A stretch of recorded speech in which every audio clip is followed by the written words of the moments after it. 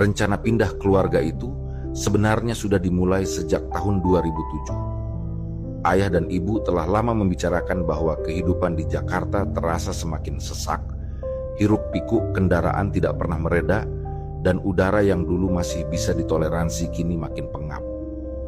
Mereka berdua merasa kota itu tidak lagi ramah untuk menua, sehingga sejak awal sudah ada niat untuk mencari tempat baru yang lebih tenang. Malang, Jawa Timur, muncul sebagai pilihan yang masuk akal. Alasannya jelas, udara di sana lebih sejuk, biaya hidup relatif lebih terjangkau, dan yang paling penting, masih banyak kerabat yang tinggal di kota itu. Keputusan ini tidak dibuat terburu-buru, melainkan melewati perbincangan panjang di ruang keluarga dan meja makan selama 2 tahun penuh. Pada 2009, rencana itu benar-benar diwujudkan. Rumah di Jakarta berhasil dijual kepada rekan ayah. Namun, karena proses pindah rumah ke Malang masih membutuhkan waktu, rekan itu mengizinkan keluarga tetap tinggal di rumah lama untuk sementara. Kesepakatan itu memberi napas lega, sehingga mereka bisa mengurus pembelian rumah di Malang dengan lebih tenang tanpa harus terburu-buru mencari tempat tinggal sementara di Jakarta. Perjalanan ke Malang pun dilakukan oleh seluruh keluarga, ayah, ibu, Mbak Tuti yang sudah beranjak dewasa, dan adiknya, Anik, yang saat itu masih duduk di bangku SMA. Mereka menumpang di rumah kerabat untuk beberapa waktu sambil meninjau rumah-rumah yang dijual di kota itu. Setelah beberapa kali melihat-lihat, menimbang harga, lokasi, serta kondisi bangunan, mereka menemukan sebuah rumah yang cukup menjanjikan. Rumah itu tidak terlalu jauh dari pasar, jalannya bisa dilalui mobil, dan harganya masih masuk akal. Setelah menimbang secara matang, akhirnya mereka setuju. Uang muka dibayarkan, dan pelunasan disepakati dalam waktu 1 bulan ke depan. Sebagai bentuk syukur sekaligus perpisahan, pihak penjual rumah mengundang mereka makan malam bersama. Restoran yang dipilih adalah salah satu tempat makan dengan menu Jawa tradisional yang cukup terkenal di kawasan itu. Mereka diminta datang sendiri pada pukul 7 malam dan bertemu langsung di sana. Ajakan itu terdengar wajar bagi keluarga baru yang hendak menetap, apalagi ada nuansa kekeluargaan yang ingin ditunjukkan oleh pihak penjual rumah.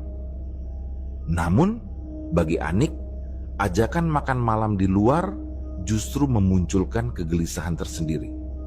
Sejak kecil, ia memiliki kepekaan yang tidak dimiliki orang kebanyakan. Kadang, di tempat-tempat tertentu, ia bisa melihat sesuatu yang tidak terlihat oleh orang lain. Pengalaman itu membuatnya resah, bahkan takut.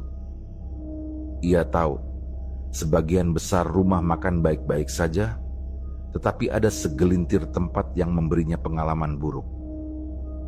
Karena itu, belakangan ia lebih sering menolak diajak makan di luar rumah. Tuti paham benar hal ini, sehingga ketika mendengar undangan makan malam, ia sudah bisa menebak adiknya akan merasa gelisah. Seiring bertambah usia, Anik menemukan sebuah cara yang menurutnya bisa membantu. Ia menyebutnya sebagai ritual kecil, meskipun sebenarnya lebih tepat disebut kebiasaan. Caranya sederhana. Setiap kali hendak memasuki tempat baru, ia meludah ke tanah atau lantai, kemudian menggesek ludah itu dengan telapak kaki kanan, lalu kaki kiri. Konon, menurut keyakinan Anik, dengan cara itu pandangannya akan tertutup dari hal-hal yang tidak ingin ia lihat. Ia sendiri tidak pernah tahu persis dari mana cara itu berasal, entah petuah yang pernah ia dengar dari orang tua, atau hanya dorongan naluri yang ia pertahankan sejak kecil. Yang jelas, ia percaya kebiasaan itu bisa melindunginya. Menjelang pukul 7, mobil keluarga tiba di halaman restoran. Dari luar, restoran itu tampak cukup meyakinkan. Bangunannya berdinding krem dengan lampu kuning yang hangat. Papan nama dari kayu besar dengan ukiran aksara Jawa, serta aroma masakan yang menyebar hingga ke area parkir. Suara denting panci dan gemerisik penggorengan terdengar samar dari dapur, bercampur dengan tawa pengunjung yang sudah lebih dulu datang. Dari sekilas pandang, tempat itu tidak menunjukkan tanda-tanda aneh. Justru suasananya tampak mengundang selera. Namun bagi Anik, langkah menuju pintu masuk terasa berat. Sesaat sebelum menjejak ambang, ia berhenti. Dengan gerakan cepat dan nyaris tanpa suara, ia meludah sedikit ke lantai. Lalu, telapak kakinya menggesek bekas ludah itu, pertama dengan kaki kanan, kemudian kaki kiri, hingga cairan itu hilang tersapu keramik. Ia tahu betul kebiasaan ini tidak sopan, terlebih dilakukan di depan pintu masuk restoran. Namun, ia tetap melakukannya, karena baginya hanya itu cara untuk menutup pandangannya. Tuti memperhatikan adiknya dari samping. Di sudut pandang matanya, ia melihat seorang laki-laki tinggi besar berdiri tak jauh dari pintu, bersandar pada kusen sambil merokok. Laki-laki itu sempat menoleh ke arah Anik ketika ritual kecil itu dilakukan. Wajahnya menunjukkan sedikit keheranan, meski tidak berkata apa-apa. Tuti segera menundukkan kepala sebagai tanda sopan, berharap tatapan laki-laki itu segera beralih. Anik sendiri menarik napas pelan, lalu melangkah masuk dengan wajah yang ditundukkan. Ruang makan restoran itu dipenuhi cahaya kuning dari lampu gantung yang terpasang rendah. Udara bercampur antara aroma kaldu sapi yang gurih, asap panggangan yang manis, dan bau minyak goreng yang masih hangat. Suara pelanggan lain terdengar berlapis. Ada yang bercakap serius, ada yang tertawa keras, ada pula tangis bayi yang sesekali pecah di sudut ruangan. Bunyi sendok dan garpu beradu dengan piring menambah hiruk pikuk yang semestinya biasa bagi sebuah rumah makan. Meja besar di tengah ruangan sudah dipesan khusus untuk rombongan keluarga. Taplak putih dengan motif garis biru menutupi permukaannya. Di atasnya tertata rapi piring kosong, sendok, garpu, dan gelas kaca. Ada wadah kecil berisi sambal, acar timun, dan kerupuk yang ditaruh di tengah sebagai pembuka. Kursi-kursi kayu berderet rapi, sebagian sudah terisi oleh pihak penjual rumah beserta keluarga mereka. Sambutan hangat menyambut kedatangan keluarga Tuti. Ucapan syukur dan doa dilontarkan dengan harapan agar rumah yang baru ditempati membawa keberkahan. Ayah dan ibu membalas dengan sopan, sementara Tuti duduk dengan sikap tenang. Anik yang duduk di samping Tuti terlihat berbeda. Sejak awal ia menundukkan kepala, menyandarkan telapak tangannya di kening. Bagi orang lain, mungkin ia tampak seperti sedang sakit kepala, tetapi Tuti tahu itu adalah cara adiknya membatasi pandangan. Sejak kecil, Anik sudah terbiasa melakukan itu setiap kali merasa ada sesuatu yang tidak beres. Tuti bisa merasakan tangan adiknya yang dingin menggenggam ujung taplak di bawah meja, seolah berusaha mencari pegangan. Pelayan datang mencatat pesanan. Kerabat memesan rawon, lodeh, oseng tempe, ikan, dan iga bakar yang menjadi menu andalan restoran itu. Pesanan dicatat cepat, lalu pelayan berlalu. Tak lama kemudian minuman berdatangan. Gelas-gelas kaca berisi teh manis hangat mengepulkan uap, beberapa gelas es teh berembun, dan air putih bening ditaruh di hadapan tamu. Suasana tetap hangat. Percakapan terus berlanjut tentang sekolah dan lingkungan sekitar. Namun di tengah kehangatan itu, kursi Anik tiba-tiba bergeser sedikit ke belakang. Suara gesekannya halus, tetapi cukup membuat Anik terperanjat. Ia tidak berani menoleh, hanya menahan napasnya agar tidak terdengar. Tuti yang duduk di sebelahnya spontan menyentuh tangan adiknya di bawah meja, memberi isyarat agar tetap tenang. Anik mengangguk kecil, meski wajahnya semakin tegang.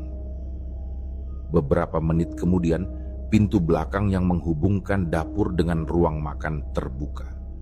Dari sana, seorang pelayan muncul membawa baki besar berisi hidangan. Namun, bersamaan dengan langkah pelayan, Anik melihat sesuatu yang tidak seharusnya ada. Pandangan sempitnya, yang sebagian tertutup oleh telapak tangan di kening, menangkap sosok raksasa yang keluar dari arah dapur. Sosok itu berdiri jauh lebih tinggi daripada manusia, tubuhnya hampir menyentuh langit-langit ruangan.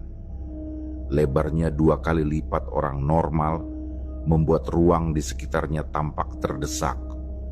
Kulitnya berwarna kemerahan, licin, mengkilap seperti daging mentah. Bagian perutnya menonjol besar, bergerak naik turun setiap kali ia menghela napas panjang. Dari wajahnya tampak mulut besar yang terbuka lebar, bibirnya mengembang hingga mendekati pipi.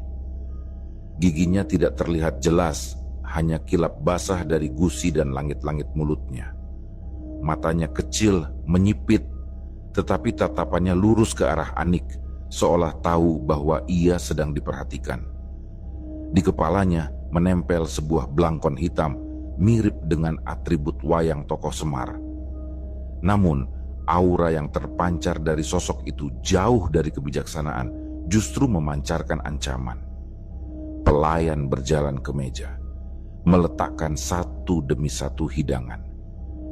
Namun setiap kali sebuah piring diletakkan di atas meja, sosok itu bergerak mendekat, mencondongkan kepala, lalu meludahkan sesuatu ke arah makanan tersebut. Ludah itu keluar dengan bunyi samar, jatuh tepat di permukaan hidangan, ke dalam kuah rawon yang hitam pekat, ke atas oseng tempe yang masih berasap, ke sambal merah yang pedas, bahkan ke iga bakar yang beraroma manis. Tetesan itu terlihat jelas oleh Anik, seolah menodai setiap makanan yang dibawa ke meja mereka. Ia menunduk lebih dalam, mencoba mengabaikan, tetapi perutnya bergolak. Sosok itu tidak hanya meludahi makanan, melainkan juga menggerakkan tubuhnya ke kiri dan ke kanan, selalu menjaga agar wajahnya tetap sejajar dengan pandangan Anik. Senyum lebar itu tidak hilang, justru semakin melebar, membuat wajahnya tampak semakin mengerikan. Di sekeliling meja, suasana tetap normal. Ayah, ibu, dan kerabat masih berbincang ringan. Anak laki-laki penjual rumah bahkan sesekali menoleh ke arah Anik, seakan ingin mengajak bicara. Tetapi Anik tidak berani mengangkat wajahnya sedikit pun. Ia hanya memejamkan mata, menekan telapak tangan lebih kuat ke kening, sambil menahan rasa mual yang semakin mendesak ke tenggorokan. Hidangan terus berdatangan hingga memenuhi meja. Tuti, yang berusaha tetap tenang, mencicipi sepotong iga bakar dan dalam hati mengakui bahwa rasanya benar-benar enak. Dagingnya empuk, mudah lepas dari tulang, dan bumbunya meresap. Namun, di sampingnya, Anik tidak menyentuh sedikit pun makanan atau minumannya. Ia hanya sesekali menggeser piring atau gelas, seolah ingin memberi kesan bahwa ia ikut makan. Jam di dinding perlahan menunjukkan pukul 8 malam. Jamuan pun berakhir. Doa syukur kembali diucapkan, ucapan terima kasih disampaikan, dan semua orang berdiri dari kursi. Saat itulah Anik masih bisa merasakan tatapan sosok besar dari pintu belakang yang tidak kunjung hilang. Sosok itu masih berdiri di tempatnya, dengan mulut lebar dan senyum yang tidak wajar. Keluarga itu berjalan menuju pintu keluar. Anik tetap menunduk, enggan menoleh sedikit pun ke arah belakang. Begitu melewati ambang pintu restoran, udara malam-malang yang sejuk menyapu wajahnya. Ia menghirup napas panjang, tetapi tubuhnya masih gemetar. Di dalam mobil, ayah sempat bertanya, apakah ada yang membuatnya tidak nyaman. Anik menggeleng, menunduk ke pangkuan, dan menyebut bahwa ia tidak ingin membicarakannya saat itu. Tuti mengerti maksud adiknya. Ia tahu cerita itu akan keluar nanti, ketika Anik sudah siap mengungkapkan apa yang sebenarnya terjadi di dalam restoran itu. Malam setelah jamuan makan, rumah kerabat tempat mereka menumpang menjadi tempat berkumpul kembali. Dari luar, rumah itu tampak biasa. Tembok bercat putih gading, halaman kecil yang hanya ditanami 2 pot bunga, dan pagar besi sederhana. Namun, suasana di dalam terasa agak berat. Setelah seharian sibuk meninjau rumah, bertransaksi dan menghadiri jamuan makan malam, wajah semua orang menunjukkan kelelahan. Anik duduk di ujung ranjang kamarnya. Lampu neon berpendar dingin, membuat bayangan samar di sudut dinding. Bayangan itu justru membuatnya semakin tidak tenang. Ia masih bisa melihat dengan jelas sosok raksasa berperut besar yang muncul dari pintu belakang restoran. Di ruang tamu, ayah, ibu, Tuti, dan kerabat yang menjadi tuan rumah masih berbincang ringan. Namun, percakapan mereka tidak lagi hangat. Semua merasakan ada sesuatu yang disembunyikan Anik. Ketika akhirnya Anik keluar dari kamar, ayah menatapnya serius, lalu bertanya apakah ada sesuatu yang terjadi di restoran. Anik sempat menggeleng, tetapi sorot matanya yang gelisah membuat keluarganya tahu bahwa ia menahan sesuatu. Setelah didesak dengan lembut, akhirnya ia membuka suara. Dengan nada pelan, ia menceritakan apa yang dilihatnya sejak berada di ambang pintu restoran. Ia menyebut tentang ritual kecil yang ia lakukan sebelum masuk, tentang laki-laki tinggi besar yang memperhatikan dari samping, lalu tentang sosok raksasa yang muncul dari pintu dapur. Ia menggambarkan detailnya. Suasana ruang tamu menjadi hening. Tidak ada yang berani menertawakan atau meremehkan ceritanya. Mereka semua sudah tahu sejak lama bahwa Anik memiliki kepekaan yang berbeda, sehingga ucapan-ucapannya tidak dianggap omong kosong. Tuti menggenggam tangan adiknya, memberi isyarat bahwa ia tidak sendirian. Ayah hanya menghela napas berat, sementara ibu menatap dengan mata cemas, seolah menahan rasa takutnya sendiri. Keesokan harinya, menjelang sore, sebuah mobil berhenti di depan rumah kerabat. Suara mesin yang mati membuat orang-orang menoleh ke jendela. Dari dalam turun seorang laki-laki rapi, mengenakan kemeja putih dan celana hitam, membawa sebuah tas besar. Ia mengetuk pintu dengan sopan. Ketika pintu dibuka, ia memperkenalkan diri sebagai seseorang yang terlibat langsung dalam pengelolaan restoran tempat mereka makan malam. Ia mengatakan bahwa dirinya ingin bertemu dengan anak perempuan yang masih sekolah yang semalam ikut hadir dalam jamuan. Keluarga sedikit terkejut. Setelah memastikan mereka tahu yang dimaksud adalah Anik. Gadis itu dipanggil ke ruang tamu. Ketika melihat wajah laki-laki itu, tubuhnya seketika menegang. Ia mengenali sosok itu sebagai orang yang semalam berdiri di dekat pintu restoran, yang sempat memperhatikan ketika ia melakukan ritual kecil sebelum masuk. Ada rasa takut sekaligus curiga yang bercampur di wajahnya. Suasana ruang tamu mendadak kaku. Ayah dan ibu ikut duduk mendampingi. Begitu juga kerabat yang menjadi tuan rumah. Laki-laki itu membuka pembicaraan dengan nada rendah. Ia menyampaikan permintaan maaf, mengatakan bahwa ia menyadari Anik tampak tidak nyaman selama jamuan. Ia bahkan menjelaskan bahwa dari rekaman CCTV di restoran, ia melihat Anik tidak menyentuh makanan dan minumannya sama sekali. Itu membuatnya sadar ada sesuatu yang tidak beres. Laki-laki itu kemudian memohon agar keluarga tidak menyebarkan cerita aneh itu ke orang lain. Ia mengatakan bahwa banyak karyawan yang bekerja di restoran tersebut, dan jika cerita itu tersebar, bisa membahayakan usaha mereka. Ia berkata dengan wajah serius bahwa ia berharap masalah ini cukup berhenti di ruangan itu saja. Setelah itu, ia membuka tas besar yang dibawanya. Dari dalam, ia mengeluarkan segepok uang dalam jumlah besar. Lembaran-lembaran itu disusun rapi dengan karet pengikat. Ia mengatakan bahwa uang itu adalah bentuk permintaan maaf sekaligus tanda terima kasih. Ia berharap Anik bersedia menerimanya sebagai kompensasi, dan dengan begitu semua bisa dianggap selesai. Anik menunduk, wajahnya pucat. Dengan suara bergetar, ia menyatakan bahwa ia tidak ingin menerima uang itu. Ia mengatakan dirinya tidak melakukan apa-apa dan tidak ingin mendapat imbalan dari sesuatu yang justru membuatnya takut. Laki-laki itu mencoba membujuk. Ia menyebut bahwa uang itu bisa dipakai untuk banyak hal, untuk liburan, untuk membeli barang, atau untuk keperluan sekolah. Namun, Anik tetap menolak, kali ini dengan tegas.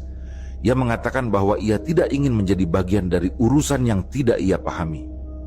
Laki-laki itu tampak kecewa. Senyumnya pudar, matanya menunduk. Ia menutup kembali tasnya, lalu kembali meminta maaf. Setelah itu ia berpamitan dan pergi dengan langkah berat. Dari jendela, Anik melihat mobilnya melaju perlahan, meninggalkan halaman rumah. Namun, rasa lega tidak datang bersama kepergian itu. Justru, udara ruang tamu terasa semakin berat, seolah kedatangan laki-laki itu meninggalkan jejak yang tidak kasat mata. Malamnya, kondisi Anik memburuk.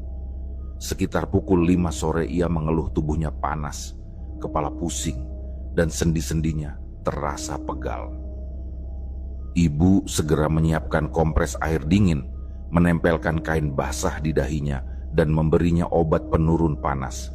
Ayah hanya bisa mondar-mandir di ruang tamu, gelisah dengan kondisi anaknya. Namun, meski sudah diberi obat, suhu tubuh Anik tidak juga turun. Sekitar pukul 10 malam, Anik terbangun dari tidurnya. Ia merasa ingin ke kamar mandi. Tubuhnya lemah dan langkahnya goyah. Setelah selesai, ia kembali ke kamar dengan wajah pucat. Pintu ditutup pelan tanpa dikunci. Saat ia membalikkan badan menuju ranjang, tubuhnya langsung membeku. Di atas ranjang, sosok yang semalam ia lihat di restoran, kini hadir nyata di kamar itu. Tubuh besar itu memenuhi ruang, membuat kamar sempit terasa sesak. Perutnya yang berkilau bergerak naik turun. Mulutnya terbuka lebar, menampakkan kilatan basah di dalamnya, dan suara tawa berat menggema di udara. Matanya yang sipit menatap tajam ke arah Anik, sementara belangkon hitam itu tampak seperti menyatu dengan kepalanya. Bukan sekadar penutup, Anik menjerit sekencang-kencangnya. Suara itu memecah keheningan malam, mengguncang seisi rumah. Ayah, ibu, dan Tuti berlari panik menuju kamarnya. Ketika pintu dibuka, mereka menemukan Anik berjongkok di lantai. Tubuhnya gemetar hebat, wajahnya pucat dan keringat bercucuran. Ia tampak tidak bisa mengendalikan ucapannya, kata-katanya meluncur kacau. Ia mengatakan bahwa sosok dari restoran itu kini ada di kamarnya, memenuhi ruangan, membuatnya hampir tidak bisa bernapas. Ayah memeluk bahunya, berusaha menenangkannya. Ibu mengganti kompres, sementara Tuti hanya bisa memeluk dari samping, merasakan tubuh adiknya yang panas luar biasa.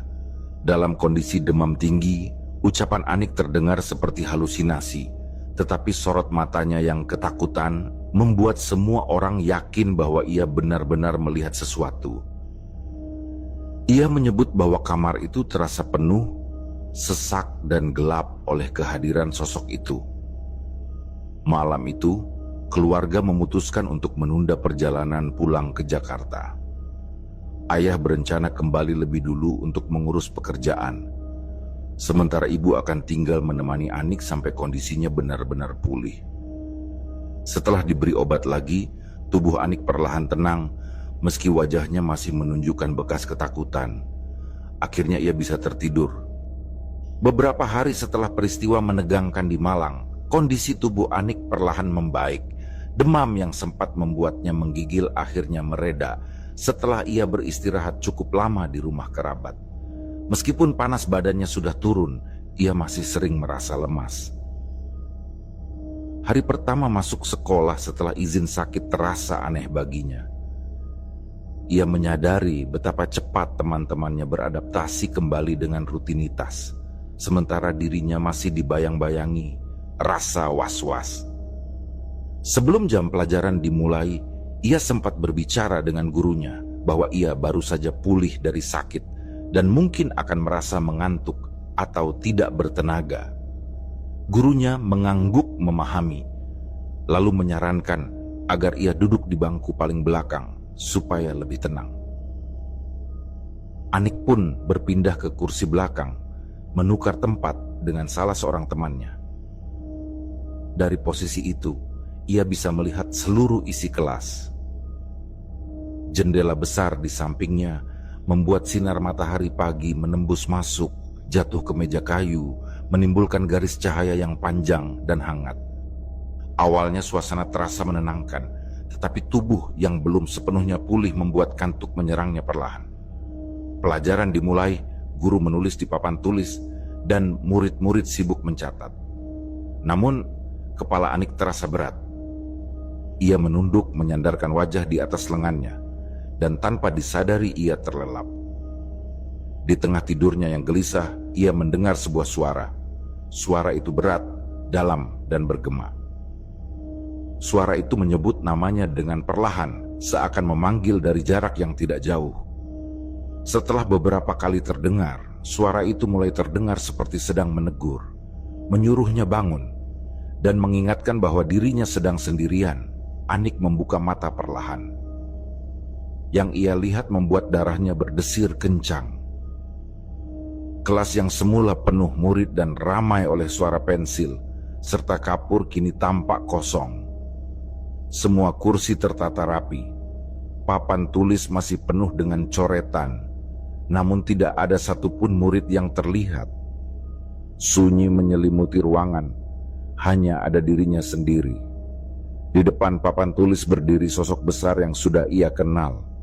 Tatapannya menembus, dingin sekaligus menusuk, membuat Anik tidak sanggup mengalihkan pandangan. Dari mulutnya yang tersenyum lebar, suara berat tadi kembali terdengar. Sosok itu berkata, mengapa Anik masih berada di kelas, mengatakan bahwa teman-temannya sudah pergi, dan menegaskan apakah ia tidak takut duduk sendirian di ruangan yang kosong. Anik panik. Matanya menyapu ke seluruh ruangan, mencari keberadaan teman-temannya. Namun yang ia lihat hanya barisan meja dan kursi yang tak terisi. Dadanya berdegup kencang. Keringat dingin mulai membasahi pelipis, dan seluruh tubuhnya gemetar. Ia ingin berteriak, tetapi mulutnya terasa terkunci. Di dunia nyata, teman sebangkunya memperhatikan perubahan sikap Anik. Gadis itu terlihat menegang dengan mata terbelalak, menatap lurus ke depan tanpa berkedip. Temannya memanggil pelan, namun tidak ada respons. Setelah mencoba memanggil sekali lagi, tiba-tiba tubuh Anik bergetar keras. Sekejap kemudian terdengar jeritan panjang keluar dari mulutnya. Jeritan itu begitu nyaring, melengking, hingga membuat seluruh kelas panik. Murid-murid yang semula sibuk menulis spontan berhenti, sebagian menutup telinga, sebagian lagi berdiri dengan wajah terkejut. Suara jeritan bahkan terdengar hingga ke kelas sebelah. Guru yang sedang mengajar di ruangan lain segera bergegas masuk, mendapati suasana kelas kacau. Teman-teman berusaha menenangkan Anik, beberapa mencoba mendekat. Namun ia terus menjerit dengan mata penuh ketakutan. Wajahnya pucat, tubuhnya gemetar, dan suaranya nyaring seakan keluar dari dasar ketakutan yang terdalam. Guru langsung meminta semua murid menjauh agar ruangan tidak semakin gaduh. Seorang guru agama yang kebetulan berada di kantor dipanggil segera. Ia mendekati Anik dengan tenang, melantunkan doa-doa pelan di sampingnya. Suara doa itu perlahan seperti mengurai ketegangan di sekitar. Butuh beberapa menit hingga jeritan Anik mulai mereda. Napasnya tersengal, tubuhnya masih gemetar. Tetapi tatapannya mulai kembali fokus. Ketika ia sadar, ia mendapati dirinya dikelilingi teman-teman dan guru yang menatap dengan campuran khawatir dan bingung. Dengan suara lemah, ia mengatakan bahwa dirinya merasa seperti baru saja bangun dari mimpi buruk yang sangat nyata. Ia hanya mengaku melihat sesuatu yang menakutkan tanpa mampu menjelaskan lebih detail. Guru akhirnya memutuskan untuk memulangkannya lebih cepat hari itu. Ayah dan ibunya segera diberi kabar. Malam-malam setelah kejadian di sekolah, suasana rumah keluarga Anik di Jakarta tidak pernah benar-benar tenang. Meski dari luar tampak biasa, di dalam ada rasa was-was yang menyelimuti setiap anggota keluarga.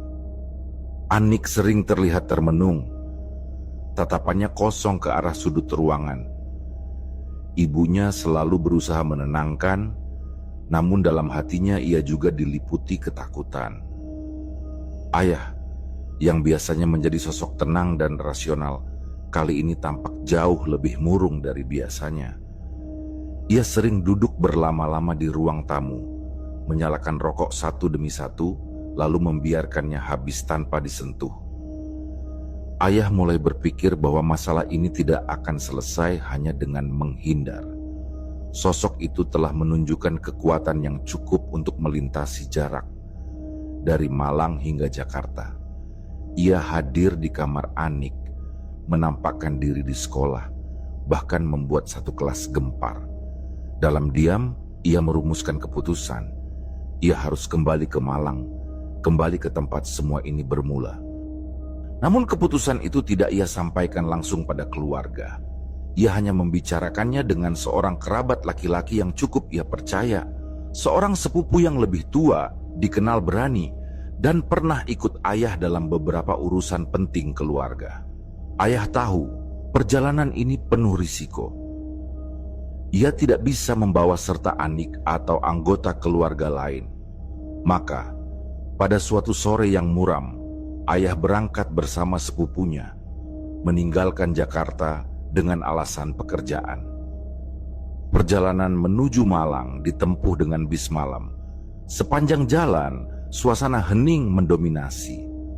Lampu-lampu kota yang mereka lewati tampak seperti kilatan cahaya singkat, lalu tenggelam kembali dalam gelap. Ayah menatap jendela, namun pikirannya tidak tenang. Ia teringat wajah Anik yang pucat ketika menceritakan apa yang ia lihat, suara tangisnya di kamar, dan jeritan di kelas yang menggemparkan sekolah.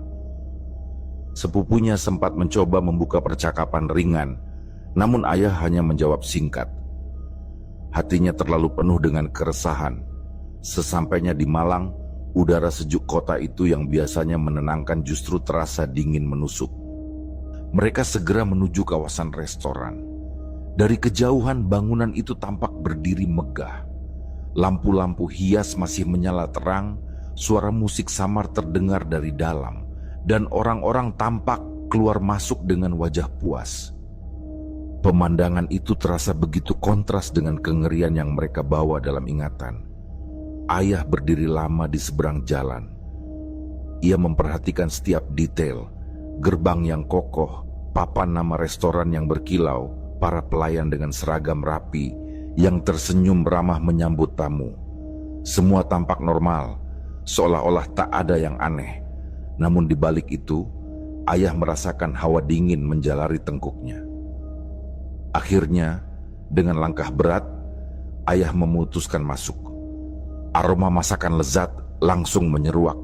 Pelayan segera menghampiri dengan ramah. Namun bagi ayah, semua itu terasa palsu. Keramaian dan tawa para pengunjung hanya menjadi selubung tipis dari sesuatu yang lebih kelam. Ia menatap ke sekeliling, mencari sosok pria yang dulu pernah datang ke rumah mereka. Tak butuh waktu lama, pria itu muncul. Penampilannya masih sama, rapi, wajah tenang, namun matanya menyimpan kilatan dingin yang sulit dijelaskan, seolah ia sudah tahu bahwa ayah akan kembali. Dengan senyum tipis, pria itu mengajak ayah duduk di sebuah meja di pojok ruangan, agak jauh dari keramaian. Di meja itu perbincangan dimulai. Ayah bertanya dengan suara yang bergetar namun tegas, menuntut penjelasan. Ia ingin tahu alasan sebenarnya mengapa putrinya diganggu, bahkan hingga ke Jakarta. Pria itu sempat terdiam, lalu menunduk sebentar sebelum akhirnya menjawab dengan nada datar. Ia mengatakan bahwa Anik telah melihat sesuatu yang tidak semestinya dilihat. Restoran ini katanya tidak berjalan hanya dengan usaha manusia. Ada penjaga yang sudah lama mengikat tempat ini, sosok yang memberi kelancaran, menarik pengunjung, dan menjaga rezeki. Pria itu menyebut sosok itu sebagai pemberi berkah, meski wujudnya menyeramkan. Ia menjelaskan bahwa biasanya orang lain tidak akan melihatnya. Namun karena Anik memiliki mata batin, ia bisa menyingkap tabir yang seharusnya tetap tertutup. Itulah yang membuat sosok itu merasa terusik, bahkan marah. Sejak saat itu ikatan pun terbentuk. Ayah mendengarkan dengan wajah menegang, hatinya campur aduk antara marah dan takut. Ia ingin menyangkal, tetapi semua yang dialami Anik tidak bisa ia bantah. Dengan suara lebih keras, ayah menuntut agar gangguan itu segera dihentikan. Pria itu kemudian menghela napas, lalu dengan nada tenang dan tegas mengatakan bahwa satu-satunya cara untuk melepaskan ikatan adalah dengan tebusan simbolis. Uang yang pernah ia tawarkan waktu itu bukan sekadar kompensasi, melainkan ritual sederhana yang berfungsi memutus keterikatan antara Anik dan sosok tersebut. Selama uang itu belum diterima, ikatan tidak akan pernah hilang. Sosok itu akan terus menampakkan diri, menimbulkan ketakutan, bahkan bisa membawa dampak yang lebih buruk. Ayah tercekat mendengarnya. Dalam hatinya, ia bergulat dengan dua pilihan: tetap menolak dan mempertahankan prinsip, atau menerima tebusan dan menyelamatkan anaknya. Akhirnya dengan suara pelan namun mantap, ayah mengatakan bahwa ia akan menerima. Pria itu mengangguk, lalu mengeluarkan sebuah amplop dari dalam tas kulitnya. Amplop itu tebal, warnanya coklat muda, dan tampak berat ketika diletakkan di atas meja. Ayah menatapnya dengan perasaan bercampur aduk. Ia tidak membuka amplop itu di sana, hanya mengambilnya dengan tangan gemetar, lalu menyimpannya dalam jaket. Sebelum pergi, pria itu memberi pesan. Amplop itu harus diserahkan langsung kepada Anik melalui tangan ayahnya sendiri. Hanya dengan begitu ikatan bisa dilepaskan. Pertemuan itu berakhir begitu saja. Ayah keluar dari restoran dengan langkah gontai, sementara sepupunya yang menunggu di luar menatap heran. Ayah hanya menunjukkan amplop itu tanpa banyak bicara. Dalam perjalanan menuju penginapan, amplop itu terus ia genggam. Hatinya digelayuti rasa bimbang. Malam itu ayah nyaris tidak tidur. Bayangan wajah menyeramkan dengan senyum lebar terus muncul di benaknya. Esok paginya ia memutuskan untuk segera kembali ke Jakarta. Ia merasa tidak ada gunanya berlama-lama di Malang. Satu-satunya tujuan kini hanyalah menyerahkan amplop itu pada Anik dan berharap semua gangguan benar-benar berakhir. Singkat cerita, ketika bis malam dari Malang tiba di terminal, ayah turun dengan langkah gontai. Sesampainya di rumah, ia disambut ibu dengan wajah penuh cemas. Anik masih berdiam di kamarnya, enggan keluar karena rasa takut yang belum juga reda. Ayah tidak langsung berbicara banyak. Ia hanya duduk di kursi ruang tamu, melepas jaket dan menatap kosong pada dinding.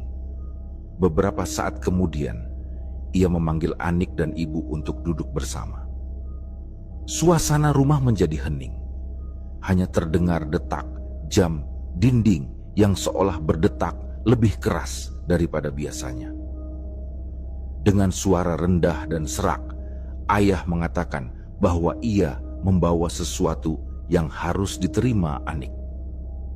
Tangannya perlahan merogoh saku jaket, lalu mengeluarkan sebuah amplop coklat.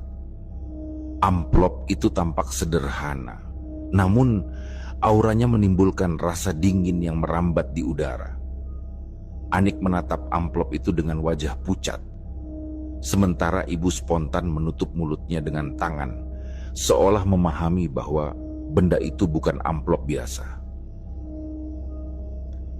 Ayah menjelaskan bahwa amplop ini adalah tebusan simbolis, semacam perantara untuk memutus ikatan yang tidak kasat mata.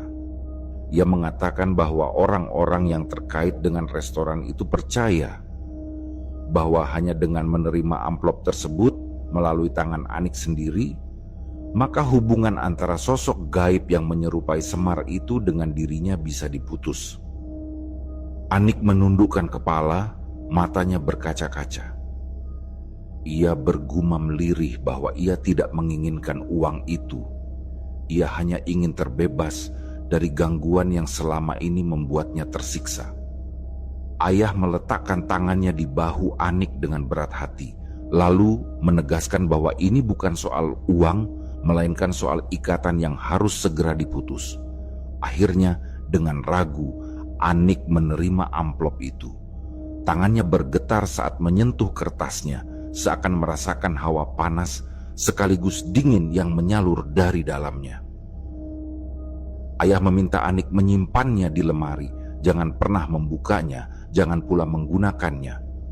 Amplop itu hanya harus ada sebagai simbol penyelesaian dari kejadian yang mereka alami. Malam itu, rumah terasa berbeda. Tidak ada lagi suara ketukan di jendela.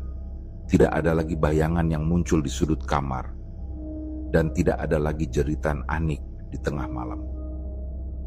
Untuk pertama kalinya setelah sekian lama, tidur terasa sedikit lebih tenang. Hari-hari berikutnya berjalan lebih lancar. Anik kembali ke sekolah, mencoba menjalani hidup normal. Ia sudah tidak lagi diganggu di kelas, dan teman-temannya pun perlahan melupakan insiden aneh yang pernah terjadi. Namun meski gangguan berhenti, sorot mata Anik tidak pernah benar-benar kembali seperti dulu. Ada kehati-hatian berlebihan dalam setiap tindak tanduknya, seolah ia selalu waspada pada kemungkinan sosok itu muncul kembali. Waktu pun berjalan. Restoran tempat mereka mengalami kejadian itu, kabarnya mulai sepi pengunjung. Beberapa bulan kemudian, tanpa alasan jelas, restoran tersebut benar-benar tutup. Gedungnya kosong, pintu depannya digembok, dan kabarnya ada orang lain yang ingin membeli bangunan itu, tetapi selalu gagal tanpa sebab yang jelas.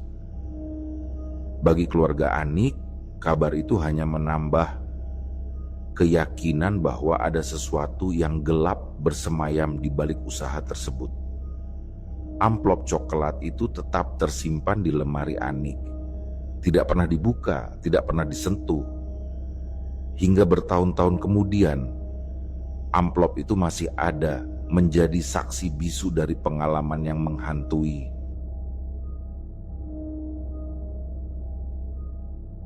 Demikianlah kisah yang kami bawakan ini. Semoga kisah ini dapat menghibur teman-teman semua dan diharapkan cerita ini bisa bermanfaat. Baiklah, terima kasih untuk teman-teman yang telah mendengarkan cerita ini dan juga yang telah mendukung channel ini. Semoga kebaikan yang dilakukan teman-teman dibalas oleh Allah Subhanahu wa Ta'ala dengan hal-hal yang lebih baik dan lebih bermanfaat dalam kehidupan. Saya mohon maaf apabila ada kesalahan dalam perkataan ataupun pengucapan dalam menceritakan kisah ini. Sampai jumpa lagi di kisah kami berikutnya. Semoga sehat dan sukses selalu untuk kita semua.